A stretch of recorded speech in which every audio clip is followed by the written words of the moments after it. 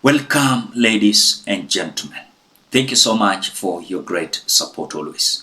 I'm so grateful for your continued support to this channel. Thank you so much, ladies and gentlemen. This morning, I was keenly listening to the interview of Morara and Kasmuel at Citizen TV. Now, when I was just trying to understand them, Morara was making some points yenye ilikuwa so much important. On this side, Kasmuel wakati alipewa time yake ku illustrate the way forward for young youths or young leadership in this country, Kasmuel is spending more time defending ODM and marketing ODM and Raila Amolo Odinga at Citizen TV. But he has been asked way forward for the young leadership in this country. On the same note, Morara is telling Kasmuel that remember, don't portray yourself as someone who is the first person amewahi kwa ODM. Morara is saying hata yeye amekuwa ODM for 7 years. Hata walikuwa kwa hiyo team na kina Babu Owino, hiyo youth league, wanajua whatever is in ODM. So Kasmuel cannot convince him on anything. He understands the politics of ODM. On the same note, Morara is trying to explain how we are going to deal with the tribal politics. Number one, we must have a political party that is not connected with a certain ethnic group. You know, for example, you find Jubilee Party, ilikuwa certain tribe. UDA is 2 tribes, mainly Rift Valley and Mount Kenya region. ODM, mainly Nyanza. Wiper Party, Ukambani, you know. ANC and Ford Kenya, based in Western. So Morara is explaining to us, telling us that the way forward we should go is that we must have a political party that is not connected with any ethnic group. It is going to be Kenya. And again, how we are going to deal with this is that this young generation, they are not going to buy tribal politics. Number one, you find that I was born in Siaya. I went to a primary school in Siaya. Then I went to my high school in the Rift Valley. After finishing my high school in Rift Valley, I moved from Rift Valley. I went to Nairobi, you know. So you can find that in my home county, nimesoma primary, pale ilikuwa pure Luos. Nikikuja Rift Valley, tulikuwa mixed Kale, Waluya, Wakikuyu, you know. So we had good friendship, hata sasa tuna connect. Nikakuja Nairobi, unaona. Then after schooling, unapata kwamba sijaoa tribe yangu, unaona. Like our parents, ilikuwa lazima uoe tribe yako, unaona. The way Morara is explaining is that going forward, this tribal politics is going to end. I know some individuals might not accept, but the truth of the matter is, going forward, this tribal politics is going to end. Because, for example, I have friends who are coming from Mount Kenya region. I have friends coming from Rift Valley. I have friends coming from Ukambani. I have friends from Western. So the way we are going to converge and make good leadership in this country is the way Morara is trying to explain. I want you to listen to Morara. But before we listen to, please consider liking the video. When you like the video, you automatically support the work that I'm doing in this channel, because sometimes you watch and you forget liking the video. So this is just a reminder. As you watch, please consider liking the video. Let us listen to Morara. Let me just say this. My brother Kasmuel has said that, well, sometimes I think because I'm a carpenter, I'm closer to Christ. And it will not be further from the truth. I am indeed close to Christ. But you see, the problem with our friend Kasmuel is that he thinks that because akili ni nywele and he has a lot of it, then he knows more. The truth is that whatever he is doing at ODM is something I did there 7 years ago. I was a youth leader in ODM when I was 22 years old. Prove it, because this is just hearsay. I even have a picture I'm going to show you right now. Just right now, not later. I was in ODM together with Babu Owino a long time ago. In fact, I remember at that time I spent some of my help money to pay for a premium membership. I remember it was Kenya shillings 20,000. I had a lot of hope in ODM. I believed in it. My parents have supported ODM. I was at ODM at some point, so whatever he's doing now is something I did 7 years ago. So in terms of experience, political experience, I'm 7 years ahead of him, and I can give him a little bit of education about what happens in ODM. The first thing I'm going to tell him is one of the reasons we have corruption in Kenya is because there is corruption in political parties. Because when you sell tickets to candidates at a cost of 10 million to be a member of parliament, the first thing this person, when he becomes a member of parliament, will do will be to recover the money that they have spent. I want us to stay away from hearsay, because now we are wondering. All right, then can the younger people organize? Let's go into so that because we could also say the same of inject. Because let's do it. Let me ask this question: which are some of the most corrupt counties in Kenya in terms of the corruption index? Wastage of public funds, because corruption is not only in the UDA government. The EACC is investigating all the counties. The corruption come back to how the young people organize to take power. You have started your own party. Let me just finish on my point. To meet the president corruption is also. Do we agree that there is corruption in ODM counties? In all counties. We agree there's corruption everywhere. We agree there's corruption in the inject as well. We've seen actually corruption is a Kenyan problem. Yes, in your own party, which is supposed to be revolutionary. Let's come back to the main idea is how do the young people organize so that you to participate, make a change in to participate either in leadership or to take power. Definitely joining the mainstream political parties is not the way. Okay. Because when we went for the Gen Z protests, we were denying or we were rejecting the old order of things, where there is mainstreamed corruption in our government, assisted by political parties, which they themselves have become corrupt within their ranks and encourage corruption and tokenism. So the best way would have been to run a movement based on new values, based on the new Kenya that we want to see as young people and the future that we want. Now, most of the political parties in Kenya, and this you'll agree with me, are actually ethnic based. So you'll find there's a political party in Kenya for the people of Western, all right, like ANC and Ford Kenya. You'll find that there is a political party which most of its support comes from, like he joined ODM because he is from that ethnic community. They want to hold meetings in Doluo. So that is why he thought it wise to join ODM party. The membership of ODM is from the Western region, but that's not the answer. Yeah. So but anyway, that's a different because of that, if you have to throw a jab, make it coherent. Are ethnic. We are discussing political parties. Let me make my point slowly, because this is a new thing I'm introducing, so you'll not understand it. You are interrupting me because you're thinking the old way. I'm teaching you to think the new way. The old political parties have been based on ethnic communities. Now, one of the biggest problems we have in governance today in Kenya and in corruption is ethnicity and negative tribalism, where when someone steals money meant for a public road or a hospital, they run back to their tribal base and say, we are being targeted because we are Kikuyus. Hawa wanatuonea kwa sababu sisi ni Waluya. This is not about me, it is about sisi Wakamba who are targeted. So we need to do away with negative ethnicity. We just need to celebrate ethnicity as part of our identity, but it should not be a reason why we make political decisions. Now, the people who can lead the way in ending negative ethnicity in Kenya are the young people. And the reason the young people are the best candidates for that is because the young people, most of them have studied and have been exposed outside their counties. So you study in primary school where you were born, but you'd go maybe to high school in Machakos or in Western.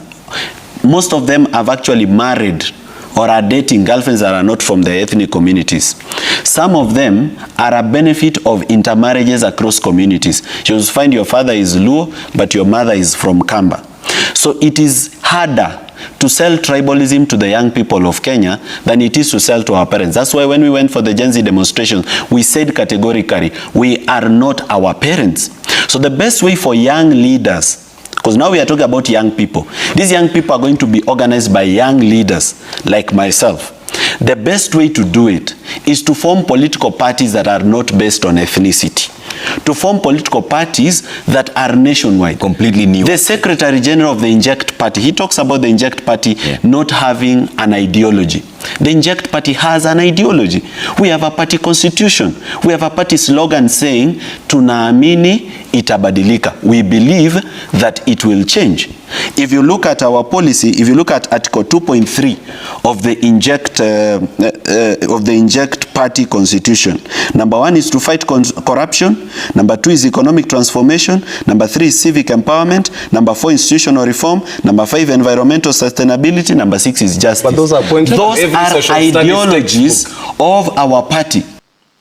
The way you have listened to Morara Kibasu, when Kasmuel was given a time to explain himself, the way forward, we as young youths, how we are going to deal with this tribal politics. You know, Kasmuel was unable to explain, you know, he was wasting a lot of his time just defending ODM and Raila Amolo Odinga. Come on, I respect Raila Odinga, one thing. Number 2, I've been supporting Raila Odinga, you know. Number 3, remember when he's being asked, way forward, it is not a time to defend yourself. Oh, yeah, okay, you can defend yourself, but it is not a way of now marketing a political party, you know. But when you compare with Morara Kibasu, what he's saying, you can clearly understand. But Kasmuel is trying to feature maneno hapo. The way I told you, I respect Kasmuel, but the trajectory he took, I'm not comfortable with it because it's just overriding something that you don't understand. I'm not saying that anyone who is in ODM amefanya makosa mbaya, but the truth is, when I was listening to the so-called Kasmuel, there's something wrong, you know. In fact, I think you've listened to what Morara Kibasu is saying, that, for example, in an ODM party, you must buy maybe ticket, you know. Hata Trevor Mbija amekuwa shocked because Trevor Mbija wants to be the member of parliament of Nyakach constituency. And now he's being shocked by Morara Kibasu. Hizi vitu zinafanyika kwa ODM. Not ODM party. Let me not nisiharibu ODM party jina yake mbaya. But again, you do understand whatever is happening in ODM party, you know. Which for me, what Morara Kibasu is saying is true. Umejua kuna wengine wanatuportraying ni kama hatujui anything. Hatujai play siasa ya ODM, you know. I remember one day we were campaigning for a certain MCA in certain in Nyanza. You know, when we went for that registration, unaona ile registration, for example, unapewa nomination ticket ya ODM. Tulifika huko, unaulizwa, wewe umewafanyia ODM nini? So we asked ourselves, these people wangekuja kutuuliza umefanyia watu nini pale kwa ground. Yenye tukiwapea hii ticket, at least tunaweza ona uko na uwezo ya kushinda. Do you know what happened? Walinyang'anya huyu jamaa ticket. You know? Walinyang'anya huyu jamaa ticket, lakini alikuwa ameshinda nomination. Alinyang'anywa ticket. Aliambiwa, I was there. Na aliambiwa, you cannot. We have someone. Na hii someone ajai campaign hata kwa ground hata julikani. So humiliation yenye ODM waliona kwa hiyo MCA, huyu mwingine mwenye alinyimwa mwenye tulikuwa naye alienda na independent. Kwa sababu hakutaka kufrustrate the people, aende na chama nyingine, alienda independent. Kuja independent alifrustrate huyu jamaa. Huyu mwenye alipewa ODM ticket akapita na independent, you know. So I think every political party is having their weaknesses, but I think Kasmuel, I want you to listen to Kasmuel. You will understand what I'm saying. The young people close ranks. In fact, there was a reference from Morara when he said that he injected you and it's working, and whether you're a member of ODM or not. Should the younger people now start to think of how to close ranks with the political class in order to then be the ones to take over power? Because the reason why I'm asking this conversation is the president himself said that he will continue to reach out to Kenyans from all walks of life, regardless of their ideological persuasion, to maximize cross-pollination of the flower of our republic and ensure robust seeds for the future seasons. Trevor, I think I've said this time without number, and I'm a person who does not hide any of the moves that I make. Whenever we were on the streets agitating for good governance, the war on graft and accountability in government, I went all out. Then when I realized that there were some sinister machinations with some of the people who are on the front lines being super obsessed with grant writing and fundraising, chanting down with American imperialism by day, at night going to have meetings at the embassy, everybody chanting Ruto must go in the morning, and in the evening trying to secure appointments with the state, I realized that we're dealing with a political problem. And this is where now I would like to put every political party that is on this table to the light. Because if I start with, for example, the Jubilee Party is a party that was formed when I was in first year. I've never seen any solid grounding in terms of ideology from that party, and it was, if you think about it critically, formed as a special purpose vehicle, just like UDA, to win an election. If you think about Inject, it came at a time when we had agreed that we were supposed to just keep this as a movement. But then a man who once went on record asking us, what do we mean by Ruto must go, comes along and whips up the public's emotions, sources for funds, some from dubious sources, and because it has to be justified in the public, culminates into a party which lacks ideology, a party which founding members and strong members have come out to castigate, to say that the party leader is serving nothing but self-interests, and this is something that we had seen prior, and this is why there are reasons why I could not work with such a party, because you find there's a party where a man has just shown up, and then the party chair is his classmate, then he's just surrounded by a few men with dubious characters. And the problem with people like Morara is, you know, because he thinks he's a carpenter, is closer to Christ. If you think about the UDA, which is also a special purpose vehicle to win an election, has no grounding in ideology. So I sat down and analyzed in the political sphere, because remember, I used to lead an organization that was called the NCCPA, that had 67 organizations, had social justice centers, had some political parties in there, but with a realization that there are people who are just committed to empty sloganeering. Amilcar Cabral says, we cannot do away with imperialism by hurling insults at it. We will not deal with President Ruto. We will not ensure he leaves office by chanting Ruto must go. We have to organize. And I looked at this political scene when I said it categorically that for me now I'm taking a political angle. And I wanted to join a party that had grounding, that had stood the test of time. In a country that is littered with epitaphs of unmarked graves of opposition parties that have not survived the test of time, I looked for a party that aligned with my values. And the ODM party is a center-left social democratic party, which quite aligned with what I was looking for. Constitutional reforms in this country have been driven by the ODM. Electoral reforms have been driven by my party leader. There's no single individual who has tested election laws as much as my party leader, His Excellency Raila Amolo Odinga, has. The opposition of the Finance Act, which members from the Jubilee party as well participated, were driven by the ODM as well. The push for devolution support, because remember, yes, while we talk about devolution and say that it has its own weaknesses and the bloated government, it also ensures that we do not have state capture, as we've seen this year, where the executive and legislature want to capture development and everybody. So it seems as though devolution is not working, and we know why we got devolution. And if you think about justice for the victims of police brutality, we think about Baby Pendo. We think about the people we've lost. The Orange Democratic Movement has consistently been at the forefront of fighting for these issues. If you're thinking about youth empowerment and policies, seeking to address unemployment and these policies, the ODM has these things. It does not have them just as a manifesto, because it has not yet managed to capture state power, but it has consistently proven and sponsored bills in parliament through to look for these things. So is it time that the younger people meet them? Yes, if you think about food and economic security, if you think about human rights and advocacy, that is why I looked at this thing and said, I will take a political angle. And this was an agreement by several young people. That's why you find these political parties can exist in this particular atmosphere. The thing that we kind of missed out on, the political class only decided to address itself. And this is us reintroducing ourselves to them. While I might find fault with all these political parties, we know now that if we need to have a conversation with President Ruto because he refuses to listen to us as ordinary citizens, he will listen to Morara as a party leader. We listen to Angie as a leader of youth. Yes, and to his policy advice, I hope that he actually listens. We must continue to find sustainable ways to do this, because we cannot keep on donating our bodies to the street so that people come and perform capture harvest. If we think about it in that particular way, we have to, if we indeed intend to cause a political seismic shift in this country, we must involve ourselves in the politics. It might not be popular, these might not be popular, unpopular decisions, but I keep on telling people, if you look for a party that works for you. Yeah. Arnold has found one, Morara has one, Angie has one, but if you're looking for a progressive, pro-people movement that has consistently fought for the rights and basic human dignity of the people, you can only find it in the Orange Democratic Movement.